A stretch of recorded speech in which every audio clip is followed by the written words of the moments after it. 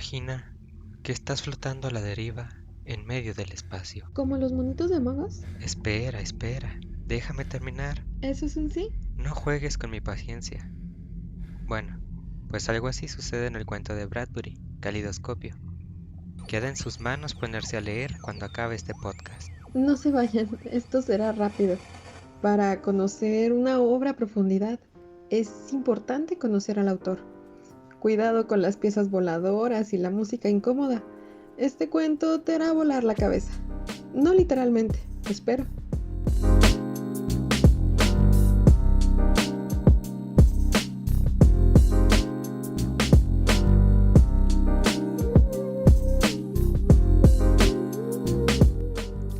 Dicho esto, es hora de presentarnos.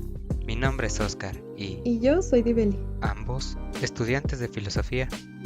Aunque la explicación de este cuento se da en el espacio, no vendemos esa clase de brownies. Oscar, por favor,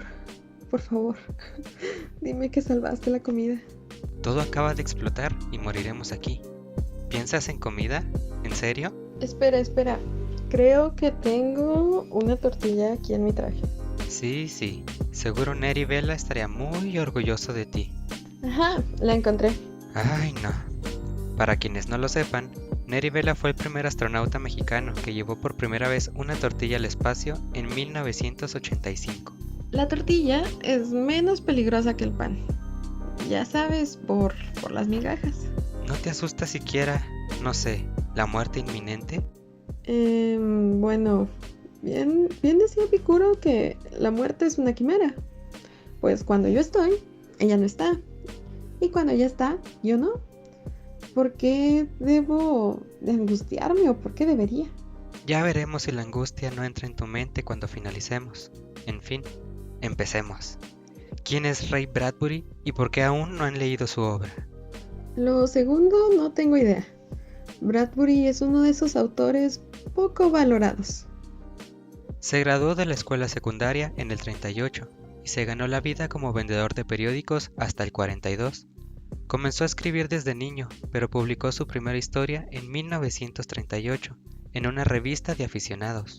Sus obras más emblemáticas son Crónicas Marcianas en 1950, Su despegue.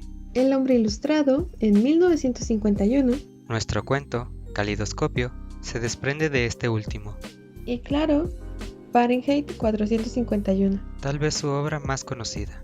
¿Cómo podríamos empezar a describir a Bradbury? Él es un autor que no solamente hizo ciencia ficción y literatura fantástica, sino que también escribió novelas realistas, libros realistas e incluso relatos de corte policíaco. El estilo de su escritura es muy característico, como si no le importara tanto perfeccionar un género en específico. Él intentaba escribir sobre la condición humana, la temática en sí, todo lo que se podría desprender del ser humano, sus contradicciones, sus problemas en torno a su naturaleza, la naturaleza misma, los entornos desconocidos, etcétera. Algunos críticos no lo consideran un escritor de ciencia ficción, al modo del fundador Julio Verne en su momento, ni tampoco el de sus contemporáneos como Isaac Asimov, y les resulta difícil catalogarlo en uno u otro campo de la literatura. A pesar de ello, Bradbury mantiene su puesto importante dentro de la ciencia ficción. Sabes, podríamos exponerles toda su vida, pero el oxígeno y el tiempo se nos agotan. ¿Qué tal si nos vamos a lo jugoso? ¿Qué es la ciencia ficción y por qué es él uno de los íconos más importantes? Lo segundo lo irán descubriendo poco a poco. Primero, la ciencia ficción no es un género más, debido a que se desarrolla constantemente. Los problemas que abarca son referentes a los límites epistémicos, las fronteras de la naturaleza, la praxis científica, eso es súper importante, además de, claro, la crítica social que puede desprenderse de eso, ¿no? En resumen, para que algo se catalogue como ciencia ficción o ficción científica, el relato por más increíble que sea, es un relato que habla de ciencia, es decir, se aborda a partir de un sustento científico. Dicho esto, creo que es hora de hablar del cuento, ¿no crees? Créanme que Calidoscopio es una joyita que todos deberían de conocer. Bueno, en realidad todos los relatos de Bradbury son joyas. No olviden leer algunas cuando se vayan de aquí. El inicio del cuento ya les dará una idea de nuestro contexto. Alerta, spoiler. El primer golpe abrió el cohete de lado a lado, como un gigantesco abrelatas. Los hombres cayeron en el espacio como una docena de peces retorcidos y brillantes. Se hundieron en un mar oscuro, y la nave, rota en 1.000.000 de pedazos, siguió su camino, una nube de meteoros en busca de un sol invisible. Calidoscopio es un cuento bellamente terrible. Cada uno de los personajes comienza a alejarse de los otros después de la explosión, claro.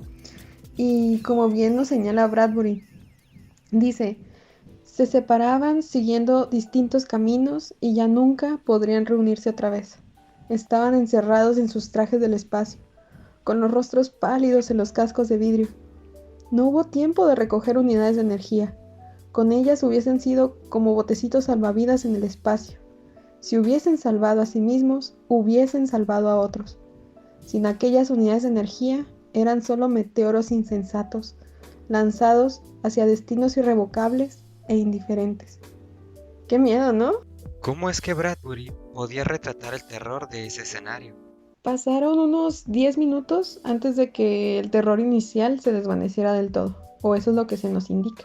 Es decir, el cuento es el desarrollo de los personajes antes de aceptar su destino. Aunque la muerte pareciera ser la estrella del cuento, creo que los personajes toman la batuta al expresar todo lo que tienen dentro de sí mismos. Dicen sus últimos anhelos, sus remordimientos.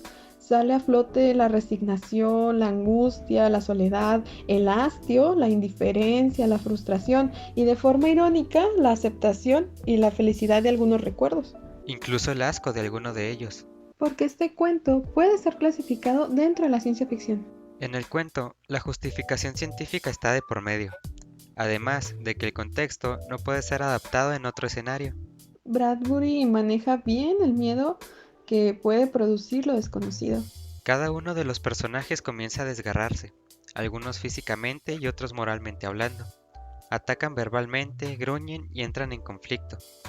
Los seres humanos son representados en un inicio por el odio y la desesperación.